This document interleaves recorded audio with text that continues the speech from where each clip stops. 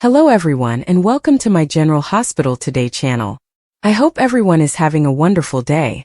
Before we begin, please hit the subscribe button and give this video a thumbs up.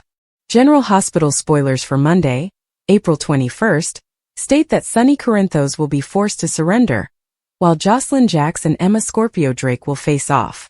Jordan Ashford will also defend her breakup decision. So let's discuss what's next in Port Charles. First, in Monday's GH episode, Jason Morgan will force Sasha Gilmore Corbin to acknowledge she accepted $250,000 from Jen Sidwell, after which he will chastise her for making such a perilous deal. Over with Lucas Jones, he will question Marco Rios about his agenda. Lucas will suspect that Marco has known his name and hometown all along, thus Marco will confront some difficult questions. Marco, on the other hand, will attempt to allay Lucas' fears and demonstrate that his feelings for him are genuine. Now that something has sparked between the two of them, Marco will encourage Lucas to allow it to develop. At the legal firm, Sidwell will press Alexis Davis to hire Marco and advise her not to hold his father against him. Alexis will be on edge about Marco's bio-dad revelation, but it appears like he will get the job regardless. As for Isaiah Gannon, he'll be upset that Jordan is attempting to end their relationship. Jordan may persuade Isaiah that she is only talking about a temporary break, but she will believe it is better to separate while she works on Sidwell's demise. While Jordan defends this as the correct decision, Carly Spencer will also defend her choice. Carly will not back down after inviting herself to come support Sonny Corinthos during his heart surgery. Sonny may believe it will be difficult to come up with a credible cover story, but Carly will propose a suggestion on the fly and swear it will work. Carly will not take no for an answer, so Sonny must accept that she will accompany him to Los Angeles. Meanwhile, Brooklyn Quartermain and Maxie Jones will urge Anna Devane to make some predictions on her Sidwell probe. If Sidwell is jailed and his assets blocked, Deception's new cooperation with him could be jeopardized. That's why Maxie and Brooklyn will want to know just how horrible Sidwell is. Finally, Josslyn and Emma are preparing for a heated confrontation. It will result in some hard comments from both sides, as well as Josslyn's inquiries regarding why Emma is usually unfriendly to her. According to General Hospital spoilers, Emma will have some things to say about her confrontation with Josslyn, so stay tuned for developments. Maxie fires Natalia for deception, and Lucas wants answers from Marco about Sidwell.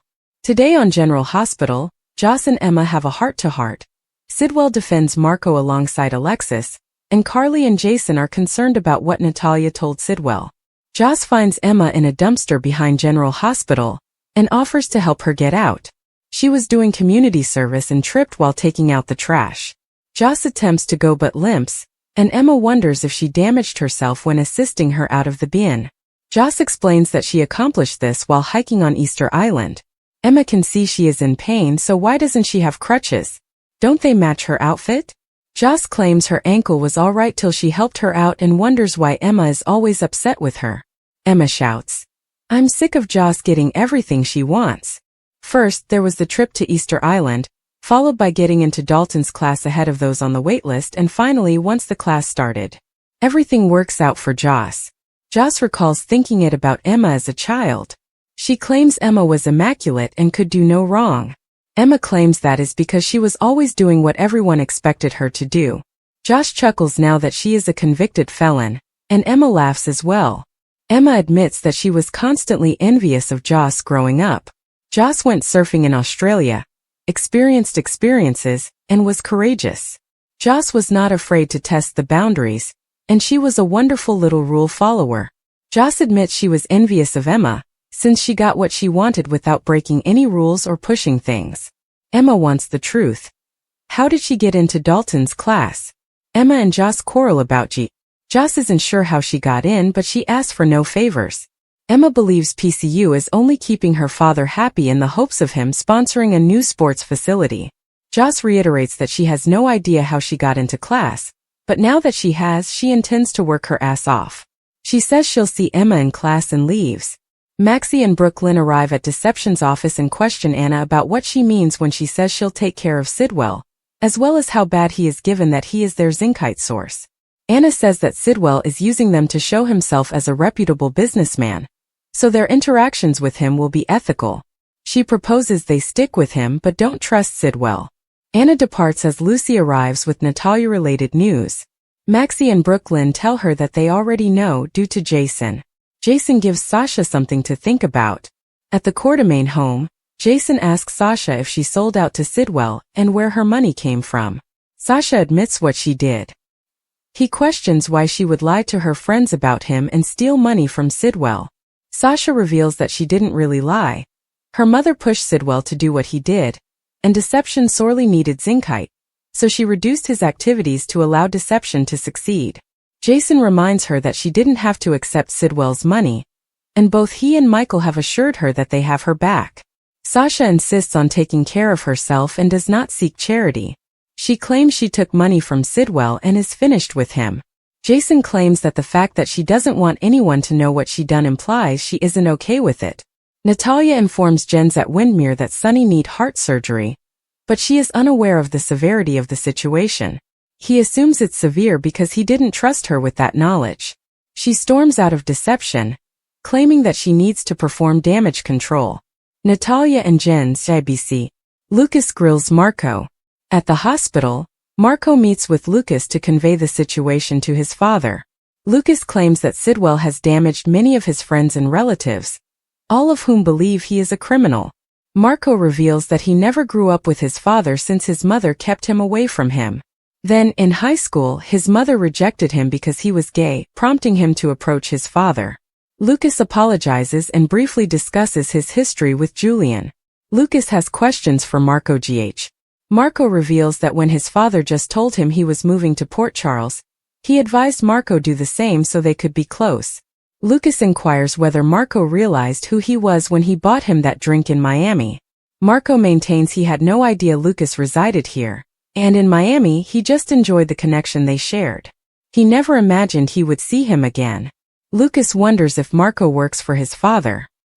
He acknowledges that he is his father's business attorney. Marco chats with Lucas GH. Lucas asks if Sidwell is a criminal and if Marco is aware. Marco claims he has no proof to support his claim, but Lucas points out that it is a well-crafted legal response. Lucas discusses his father's criminal history and why they were estranged when he died. Jordan brings Anna up to speed. In a courtyard outside the hospital, Isaiah does not want his and Jordan's relationship to end over Sidwell. She explains that she cannot risk being discovered dating him, and Sidwell will most likely keep a watch on her. She claims she is in a unique position to stop Sidwell. Isaiah claims the man has never been convicted of any of his crimes, therefore the chances of her taking him down are little to none. Jordan claims she has made her decision, but Isaiah warns her to be cautious when he understands he cannot change her mind. He moves away from her. Isaiah's upset GH. Anna arrives and discovers Jordan unhappy. She inquires if everything is fine. Jordan tells Anna that she has recently broken up with Isaiah. Anna was unaware of what was going on. Jordan claims she liked him, until Jens arrived to town. Jordan had hoped to keep her and Isaiah's relationship private, but that is no longer possible. Anna wonders what changed. Jordan tells Anna the truth about her resignation, and her decision to take a job working for Sidwell in an effort to bring him down. However, there was one element of truth to what occurred to Ezra during the press conference.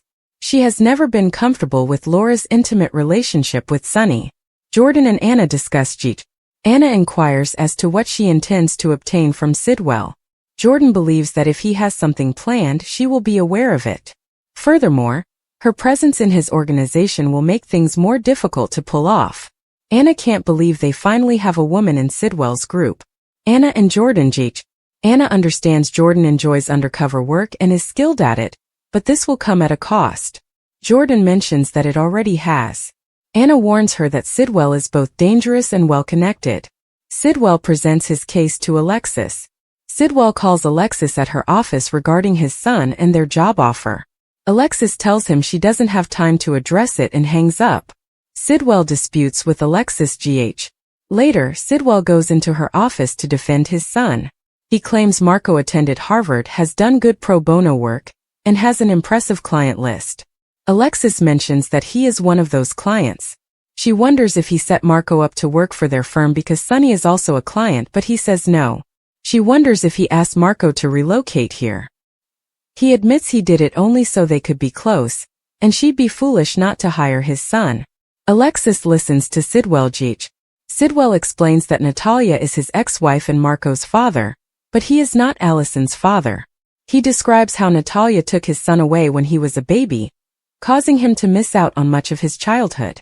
They reconnected in high school, and he paid for his education.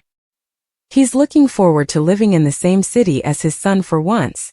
Alexis realizes that he adores his son, but this has no bearing on whether they hire Marco. She sees Jens go. Sidwell, on the other hand, refuses to go, and he wants her to know that Marco has never done anything unlawful, and he would never put his kid in a position to do so. Alexis expresses gratitude for his advice, and Sidwell assures her that his son is capable of meeting any task she sets for him. He finally goes. Back deception. Lucy, Brooklyn, and Maxie talk about how to deal with Natalia and Sidwell. They can't cut Sidwell since it would delay their global launch and imperil the momentum their wrinkle cream has gained. They agree to continue working with Sidwell, but Maxie asks about their plans for Natalia. Brooklyn and Lucy discuss Sidwell. Carly wants to help Sonny. In Carly's kitchen, she insists on accompanying Sonny to Los Angeles to see him through his surgery. He says she can't because he doesn't want attention attracted to him, and he is her ex-wife, which raises a red flag. Sonny and Carly discuss Carly thinks they can use an interview with doctors to cover Michael's homecoming. Brooklyn phones and asks if Sonny can come to Deception to discuss Natalia, which interrupts their conversation. Carly's brilliant idea. Natalia, you are fired. Natalia arrives at Deception as the women are debating what to do about her. She offers her side of the tale, stating that she and Jen split up when their kid was a baby, and the last she heard, he was in East Africa. Maxie questions why she didn't say anything when he arrived in Port Charles, and they started conducting business with him. Maxie fired Natalia. Natalia describes how she froze when Jen showed up wanting to work with them, and didn't know what to say. She assumed that once Lulu argued against him, they would never work with Jens. Sonny arrives and is surprised to see Natalia there. Natalia reveals that she was providing the ladies an explanation. Maxie claims they have made a decision, and will terminate her as CFO of Deception effective immediately. Sonny listens beside BLQ and Lucy. Natalia claims she has been a good CFO and urges Sonny to talk reason into them. Sonny admits he can't and accepts the choice to terminate her. She can't believe that after everything she's done for him, he's not expressing his commitment. Sonny responds, "Business is business." Natalia leaves. Natalia attempts to explain herself. Lucy mentions that they'll need a new CFO, and Brooklyn tells Sonny she's sorry they put him in this position, since Natalia is plainly furious. Sonny claims he was the one who brought her into Deception, thus he should have been engaged in her release. More. Is Drew an imposter? Back at the hospital, Marco and Louis talk is cut short when Natalia calls, and Marco observes that his mother never calls him. Lucas offers him some solitude, and Marco asks his mother what is going on. Natalia soon arrives and tells her son that Sonny ignored her like she was nothing, and that she has been sacked from Deception. She claims his father was also involved, and that he ruined her entire existence in Port Charles. Jason and Carly worry about Natalia. Jason returns to Carly's, noting that he has received her texts, and inquires as to what is wrong. Carly informs him that she has just learned about Sonny's heart problem and forthcoming surgery. She inquires as to how long he has known. Jason had known about what happened in the penthouse since before it happened, and Sonny did not want anyone to find out. Carly wonders how Natalia became privy to everything. Jason explains that she discovered he was having an episode and assisted him with his meds. Carly asks again why she wasn't told, and Jason reiterates that Sonny didn't want her to know. Carly questions why they didn't trust her, and whether it was because of Jack. Jason and Carly discuss Jason informs her that she and Sonny were separated, and he is aware that what transpired between him and Nina has harmed her. He didn't want her to feel obligated to take care of Sonny or be there for him. She appreciates him taking the time to consider her feelings, but she will always adore Sonny, especially now that they are parents. She reveals that she is traveling to LA with Sonny, and it is her decision. She and he will always be there for each other. Jason is relieved she's leaving since Sonny will need more assistance than he realizes. Carly reveals she is concerned that Sonny told Natalia too much information, as well as what she has told Sidwell. Jason has to assume Natalia has told her ex everything. According to General Hospital spoilers, Willow Corinthos will make a stunning request of Jason Morgan. Carly Spencer may be outraged by this unexpected collaboration, if that's how she sees it. Carly recently had a heated argument with Willow and threatened to take the children away from her. As GH viewers will know, Jason responded to Nina Reeves' SOS and dragged Carly out of there before she could get personal with Willow. Nonetheless, that was a furious fight, leaving both Carly and Willow on edge in the aftermath. Although Jack Brennan believes Carly's actions will enrage Drew Kane and set him up for failure, Jason dislikes the constant conflict. Willow may appeal to Jason throughout the week of April 21st to 25th, since he values peace and believes that children should come first. Willow knows Jason is usually a soothing influence on Carly and a practical guy at heart, so she'll go to him for assistance. Drew continues to reiterate that he will not allow Carly or anyone else to take Wiley Quartermain and Amelia Corinthos from Willow. Drew even persuaded Willow to appoint him as the legal guardian of her children in the event that she dies or becomes incompetent. Willow may have some concerns now that she has signed the documents.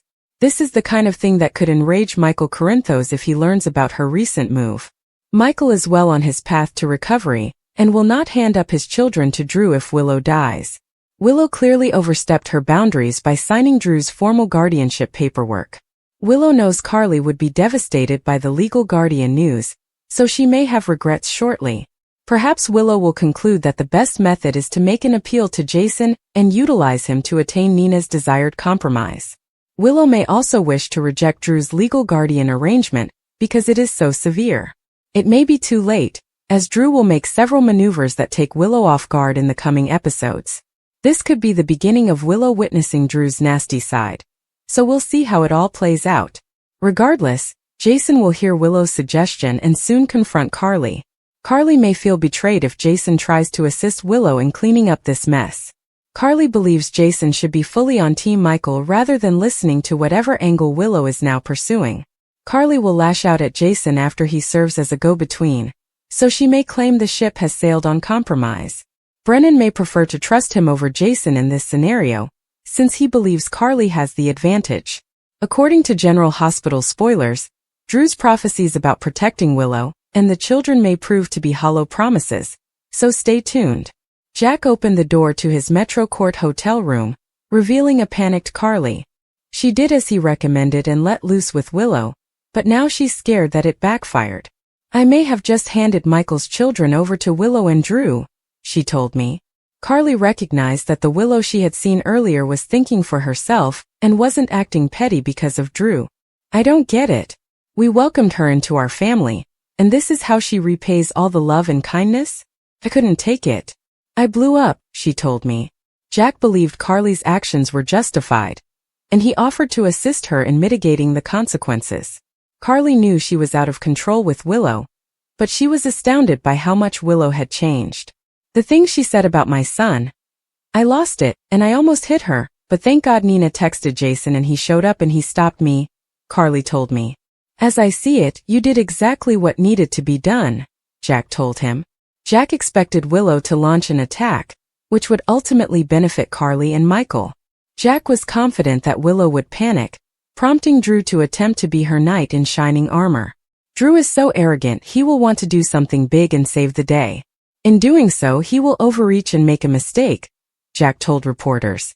Willow complained at Drew's Dawn of Day house that Carly had spoiled their happy family reunion day. Drew reassured Willow that she would not lose her children, but Willow remained concerned. "I know Carly can be vindictive and mean. I saw that firsthand when she went after my mom, but now I know what it's like to be on the receiving end of it," says Willow. Drew concurred, stating, "You can't put anything past Carly." Drew went on, "She's a user," alluding to Carly. "I went to prison for her, and when our relationship was over, she had no use for me. It was as if nothing we ever shared mattered at all," he added, twisting the reality and omitting the fact that he dumped Carly. Willow recalls Carly telling her that she would always care for Drew, but she now realizes that Carly lied about everything. When Nina returned to the room, She was astounded that Drew had suggested obtaining a restraining order against Carly. Let's not do anything rash. We're not going to get anywhere or fix things if we're as extreme as Carly was, said the lady. Kai interrupted their talk before it could progress much farther. Drew swiftly requested him to go because he was in the midst of a family crisis. Drew left the room to handle something, leaving Nina and Willow alone to converse. Willow wondered how Nina expected her to compromise with a lady who had compared her to Nellie. Nina shrugged it off, claiming Carly simply did it to press Willow's buttons. Why are you so bothered by her comment? Nina inquired. Maybe deep down, if I'm being honest with myself, I'm scared there's some truth to it, Willow told me. Nina told Willow to stop beating herself up about what had happened to Carly. It's not cruel to stand up for yourself. It's not cruel to get verbally beaten, Nina told me. Willow, in tears, inquired why so many people had turned against her. People have treated me horribly, and I haven't done anything wrong, a delusional Willow claimed. I can sort of see why Nellie felt misunderstood and angry at the world, she told me. Nina attempted to make excuses for both of her daughters, claiming Nellie had a terrible childhood and was mentally sick while Willow was not. Nina clearly did not trust everything she said. Nina continued to try to persuade Willow to compromise with Michael and Carly, when Drew entered the room and abruptly ended the meeting. Nina accepted the hint and departed. When Willow was alone with Drew, she stated she was afraid to inform Michael she had moved in with Drew because he could be ruthless and lethal when necessary. Drew told Willow that he had the strength to face Michael and Carly. Drew then startled Willow when he handed her paperwork appointing him as Wiley and Amelia's legal guardian if Willow died. Willow signed the papers as quickly as a zombie. Ava entered Rick's hospital room to tell him all about her rendezvous with Alexis. I told her that if she didn't meet my demands, I'd have to have a little conversation with the cops and Molly about her precious daughter's attempted murder, Ava told me. When Ava told Rick that she had given Alexis till the next morning to decide, he was skeptical that Alexis would cooperate. Over the years, I have done a lot to get under Alexis' skin. But there's one thing I've never done. I've never underestimated her. You see, you think you gave Alexis 24 hours to make a decision. But you also gave her 24 hours to come up with a strategy to save Christina, Rick reminded her. A worried Ava told herself that her scheme was foolproof and that Alexis would pay up, but Rick wasn't convinced. He was also concerned that Christina might break away and pursue Ava again. Rick was relieved to learn that Ava avoided mentioning his name when she spoke with Alexis. That was very kind of you. Just as long as you don't try to swindle me out of my share of the cut, he said. Alexis called Diane from her porch and informed her that she had yet to sign the commitment paperwork. When Alexis opened the door, she discovered Christina and Molly planning a noodle Buddha takeaway night for the three of them. Molly even begged for Alexis' phone so that they could all unplug and disconnect from the outside world. You know what? That's exactly what I need right now, Alexis exclaimed as she flung her phone into a basket. Christina mentioned that Noodle Buddha was one of Sam's favorite locations, so it seemed strange to eat there without her. Molly imagined Sam would be pleased that all three of them were together. Alexis's heart plainly hurt as she heard Molly and Christina express their joy at having reconciled. Alexis also noticed Christina expressing her regret about how she had been acting during the previous 9 months. Alexis had no idea what to do or think when Christina mentioned that she was learning to let go of anger and resentment. I had this toxic need for revenge, but that's not who I am, Christina told me. Alexis seemed to see this as evidence that Christina's mental health was improving. Sonny visited with Laura at her office at her request. There's still a possibility that the city could seize control of your waterfront property, Laura told me. She explained to Sonny that some politicians would not let the issue go, so she planned to put it to a vote and allow the people of Port Charles decide where the esplanade should be built. Laura stated that she took this decision for appearances. It's not secret that Congressman Kane and Councilman Boyle are trying to make an issue of my friendship with you, Laura told me. She also believed that the residents of Port Charles ought to pick where the esplanade would be built. I run a legitimate business from those peers. If they try to take it from me, I'm not going to let them, Sonny told me. Laura asked her friend to trust her. I have another reason for what I'm doing right now. I can't really go into it, she remarked just as their grandson Rocco came to help Lara with high school debate prep. Trina was concerned about Kai's operation when she visited Portia's office. What if he played football again and was paralyzed due to a single injury? Portia informed Trina that she had investigated the operation, but that sharing her opinion with Trina would violate Kai's medical privacy. Portia also reminded Trina of Kai's passion for football and his desire to have it in his life. Whether or not to get the surgery was ultimately up to Kai. Portia also addressed Trina's concerns. This feels like something else. Like Spencer, she told me. Trina dismissed Portia, but Portia persuaded her to admit that she was concerned. I just don't want to watch something terrible happen to someone else I care about, Trina told me. After Trina left, Kai came by to hear Portia's recommendation. If you want my honest opinion, I cannot in good conscience recommend this surgery, she told me. General Hospital specifications. Michael Easton returns just in time. There has been considerable conjecture on social media that Michael Easton may be willing to return to reprise his part, given that he has not worked in nearly a year. His family consisted of his half-brother Chase and his daughter Violet. We last heard from Finn in October, when Chase and Brooke Lynn learned that he had been released from rehab. Tracy had previously acknowledged to being upset since she hadn't heard from Finn in such a long time. Finn was last seen breaking down in his car before going to treatment, and Brooke Lynn and Chase volunteered to look after his daughter Violet while he was there. During the summer of 2024, Michael announced the news to his admirers on Instagram. He concluded, "I've always been partial to the Irish goodbye. That is where you leave the party without notifying anyone you are leaving. But I felt you all deserved better. So I just wanted to let you know that I finished filming my final scenes here at General Hospital." The news came shortly after General Hospital producers confirmed that Brian Craig and Jonathan Jackson would return to the show. General Hospital spoilers. Is it time for Finn to return to Port Charles? It's unclear whether Michael Easton will reprise his role as Finn. So yet, the actor has not made any comments on the situation, but we will keep you updated as soon as possible. For the time being, GH fans will have to keep tuning in every day to see what happens next.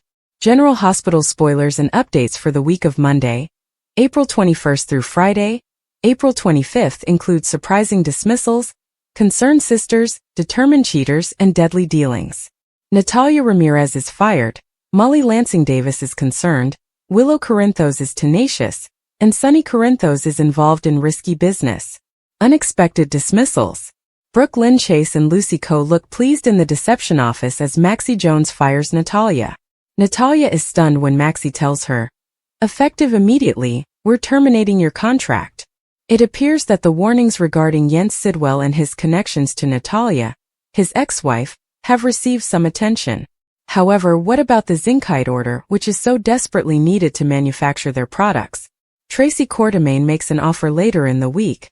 Will this interfere? Or is it an offer to Sidwell? Concerned sisters. Meanwhile, Molly is in the hospital, looking over some paperwork and exclaiming, "Oh my God!" The pledge would be to save Christina from being held responsible for cutting Rick Lansing's brake lines. Is Molly reading anything about this? She did warn her father this week. Rick is still in the hospital, and it appears that Molly's new acquaintance Cody Bell will also require medical attention this week. Molly must have obtained some of Rick's files on a case, and she is in for a big surprise. It appears she has a lot to worry about this week. Determined cheaters. Meanwhile, Willow is a determined cheater telling someone, "There's one more person I need to face, my husband." She approaches a woman in an office to discuss. May she be at the Baden-Baden clinic? Willow still has Michael Corinthos' medical proxy. Willow just signed paperwork appointing Drew Kane as guardian of her and Michael's children in the event of her death. She must be planning to tell him that she has given Drew Kane guardianship of their children, Wiley and Amelia Corinthos. Dangerous dealings. Meanwhile, Sonny Corinthos is at a hospital in Los Angeles, and it appears like he will be receiving digitalis treatment. When he wakes up, he sees his attacker holding a huge syringe. It appears to be Colette Moreau, Jack Brennan's rogue assistant. It appears that everyone's concerns concerning Carly Spencer's new boyfriend may be correct. Unless Jack is extremely foolish and fails to recognize Colette as a double agent.